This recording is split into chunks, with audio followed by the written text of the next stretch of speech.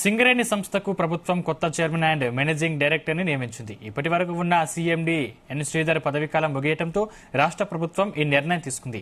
General administration department లో report చేయాలని శ్రీధర్ కు సూచించింది. ఆయన స్థానంలో కొత్త సీఎండీగా బలరాం నాయక్ ను నియమిస్తూ ఉత్తర్వులు జారీ చేసింది. ఐఆర్ఎస్ అధికారి అయిన బలరాం నాయక్ ప్రస్తుతం సింగరేణి ఫైనాన్స్ డైరెక్టర్ గా వ్యవహరిస్తున్నారు. ఫైనాన్స్ తో పాటు వెల్ఫేర్ బాధ్యతల్ని కూడా ఆయన చూసుకుంటున్నారు. వీటితో పాటు సీఎండీగా అదనపు బాధ్యతల్ని అప్పగించింది. సింగరేణి సీఎండీగా బలరాం నాయక్ ను నియమించడం పట్ల కార్మికులు హర్షం వ్యక్తం చేస్తున్నారు.